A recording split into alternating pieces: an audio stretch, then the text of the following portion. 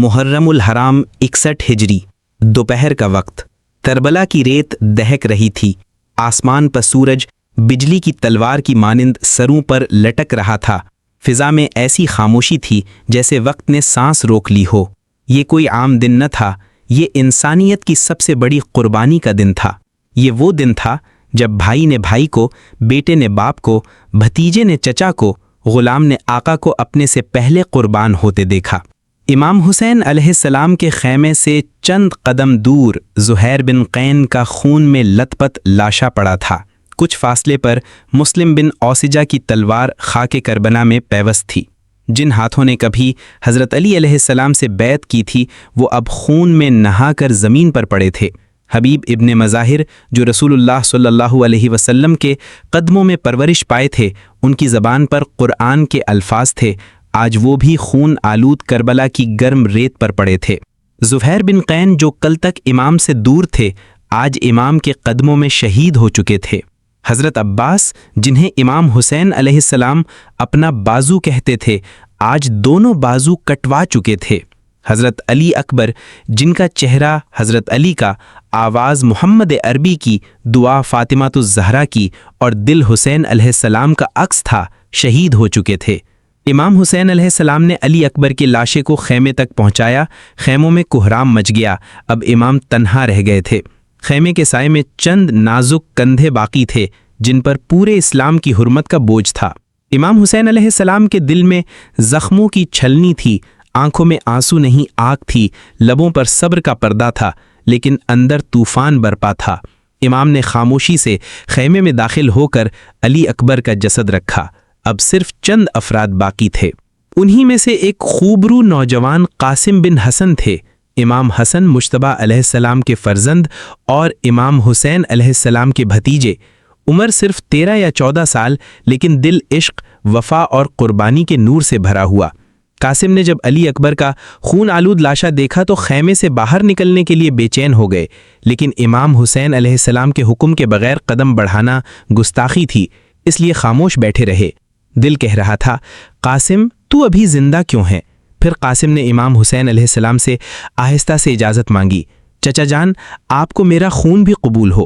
امام نے قاسم کو گلے لگا لیا، آنکھوں سے آنسو بہنے لگے اور فرمایا، قاسم تم میرے بھائی حسن کی آخری نشانی ہو، تمہاری قربانی میرے دل پر ایسا زخم لگائے گی جو کبھی نہیں بھرے گا۔ قاسم نے اپنے لباس کی آستین سے ایک پرانا خط نکالا جو امام حسن علیہ السلام نے دیا تھا، جس میں لکھا تھا، میرے پیارے بھائی حسین، جب تم یہ خط پڑھ رہے ہوگے میرا قاسم تمہارے سامنے کھڑا ہوگا۔ جب وہ تم سے شہادت کی اجازت مانگے انکار نہ کرنا، کیونکہ وہ میرا بیٹا نہیں، کربلا کا سپاہی ہے۔ امام حسین علیہ السلام نے وہ خط آنکھوں سے لگایا، کھولا اور پڑھنا شروع کیا۔ خط کے چند جملے پڑھتے ہی ان کے لب کانپنے لگے، آنکھوں سے آنسو جاری ہو گئے اور دل لرز اٹھا۔ خط میں لکھا تھا، میرے پیارے بھائی حسین، جب تم یہ خط پڑھ رہے ہوگے میرا قاسم تمہارے سامنے کھڑا ہوگا۔ میری التجا ہے کہ جب وہ تم سے شہادت کی اجازت مانگے اسے مت روکنا، میں نے اسے تمہارے لیے پالا ہے، وہ صرف میرا بیٹا نہیں، وہ کربلا کا سپاہی ہے، اس کی سانس تمہارے مقصد کے لیے ہے، اس کی موت تمہاری کامیابی کی علامت بنے گی۔ خط مکمل ہوتے ہی امام حسین علیہ السلام کی حالت غیر ہو گئی۔ انہوں نے قاسم کو دیکھا تو ایسا لگا جیسے وقت نے پلٹا کھایا ہو۔ قاسم کا چہرہ امام حسن مجتبیٰ علیہ السلام کی جوانی کی جھلک تھی۔ چند لمحے خاموشی میں گزرے، پھر امام نے فرمایا، میرے بیٹے آؤ۔ قاسم آگے بڑھے، امام نے انہیں سینے سے لگا لیا، آنکھوں سے آنسو بہہ رہے تھے۔ امام نے ان کے سر پر ہاتھ رکھا اور فرمایا، اب میں تمہیں نہیں روکوں گا، جاؤ اور اپنے بابا کا وعدہ پورا کرو۔ قاسم بن حسن کی ولادت 47 ہجری میں مدینہ منورہ میں ہوئی۔ ان کی والدہ کا نام مختلف روایات میں ذکر ہوا ہے، کچھ نے انہیں رملہ یا نفیسہ کہا ہے، مگر زیادہ تر تاریخ دان خاموش ہیں کیونکہ قاسم کی شناخت ان کے خون کی نسبت سے تھی۔ علی کا خون، فاطمہ کا نواسہ، محمد عربی کی نسل اور حسن کا بیٹا۔ ابھی صرف 4 برس کے تھے جب امام حسن مجتبیٰ علیہ السلام کو زہر دیا گیا۔ انہوں نے اپنے ننھے بیٹے کو قریب بلایا، سر پر ہاتھ رکھا، مسکرائے اور فرمایا، بیٹا جب تم بڑے ہو جاؤ تو اپنے چچا حسین کے ساتھ رہنا، ان کے قدموں سے جدا نہ ہونا، اور جب وقت آئے تو ان پر اپنی جان قربان کر دینا، یہی تمہاری حقیقت ہوگی۔ والد کی شہادت کے بعد قاسم کی تربیت امام حسین علیہ السلام نے کی۔ وہ صبح مسجد نبوی میں امام کے ساتھ ہوتے، قرآن سنتے، فقہ کی باتیں کرتے اور اہل بیت کی معرفت حاصل کرتے۔ امام انہیں محبت سے میرے بھائی کی نشانی کہتے۔ جب یزید نے خلافت سنبھالی اور امام حسین علیہ السلام سے بیعت کا مطالبہ کیا، امام نے مدینہ چھوڑنے کا فیصلہ کیا۔ قاسم ان کے ساتھ تھے۔ کربلا کے ہر قدم پر انہوں نے دیکھا کہ دنیا امام کے ساتھ کیا ظلم کر رہی ہے۔ اب وہی 13 سال قاسم میدان کربلا میں شہادت کی اجازت مانگ رہے تھے۔ قاسم کے شہادت مانگنے کی خبر خیموں میں آگ کی طرح پھیل گئی۔ سیدہ زینب سلام اللہ علیہا نے تڑپ کر امام حسین علیہ السلام کا راستہ روکا اور عرض کی، بھائی حسن کے چراغ کو نہ بجھائیے۔ امام نے ان کے آنسو پونچھتے ہوئے فرمایا، بہن یہ حسن کی وصیت ہے اور وصیت امانت ہوتی ہے۔ یہ سن کر سیدہ زینب بے ہوش ہو کر گر پڑیں۔ قاسم خیمے میں گئے، وضو کیا، اپنے والد کی انگوٹھی پہنی، وہی پرانا امامہ باندھا جو امام حسن کا تھا، اور امام حسین کے قدموں میں آ کر کھڑے ہو گئے۔ قاسم کی بےقراری حد سے بڑھ چکی تھی۔ امام کی آنکھوں میں امام حسن کی شبیہ دکھائی دے رہی تھی، وہی معصومیت، وہی وقار۔ قاسم کی عمر اگرچہ کم تھی لیکن ان کا حوصلہ پہاڑوں سے بلند تھا۔ امام حسین نے خیمے کے ایک گوشے کی طرف رخ کیا جہاں ایک پرانا لکڑی کا صندوق رکھا تھا جو امام حسن کی امانتوں سے بھرا ہوا تھا۔ برسوں سے وہ صندوق کھولا نہ گیا تھا۔ امام حسین نے اسے کھولا اور ایک کپڑے میں لپٹی ہوئی تحریر نکالی۔ یہ امام حسن کی وصیت تھی جو انہوں نے اپنے بیٹے قاسم کے لیے امام حسین کے سپرد کی تھی۔ امام نے وہ وصیت پڑھنی شروع کی۔ آنکھوں سے آنسو صفحے پر ٹپکنے لگے، الفاظ دھندلا گئے مگر دل میں روشن ہو گئے۔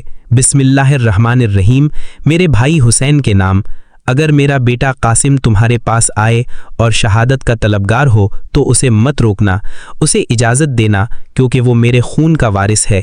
اگر ممکن ہو تو اپنی بیٹی فاطمہ سے اس کا نکاح کر دینا تاکہ دونوں میری قربانی بن کر رہتی دنیا تک مثال بن جائیں۔ میں نے قاسم کو صرف جینے کے لیے نہیں بلکہ دین محمدی پر مرنے کے لیے تربیت کی ہے۔ تمہارا بھائی حسن بن علی۔ یہ وصیت پڑھ کر امام حسین ہچکیوں سے رونے لگے، دل ٹکڑے ٹکڑے ہو گیا۔ قاسم کے سر پر ہاتھ رکھا اور فرمایا، بیٹا تو اللہ کے حوالے کر چکا ہے، اب میں تجھے کیسے روکوں؟ جاؤ، آج تمہارا نکاح بھی ہوگا اور تمہارا استقبال جنت میں تمہارے بابا کریں گے۔ امام نے بی بی زینب کو بلایا اور فرمایا، بہن تیاری کرو، قاسم اور میری بیٹی فاطمہ کا نکاح ہونے والا ہے۔ کربلا کے خیموں نے ایک عجیب سا سناٹا تھا لیکن اس میں ایک خاص سی جنبش بھی تھی۔ ابھی کچھ لمحے پہلے جہاں آہیں تھیں اب تیاری کی سرگوشیاں تھیں۔ یہ خوشی کی نہیں بلکہ شہادت سے پہلے قربانی کی تیاری تھی۔ بی بی فاطمہ امام حسین کی صاحبزادی سادہ سفید لباس میں خاموش بیٹھی تھیں، چہرے پر نور اور آنکھوں میں صبر تھا۔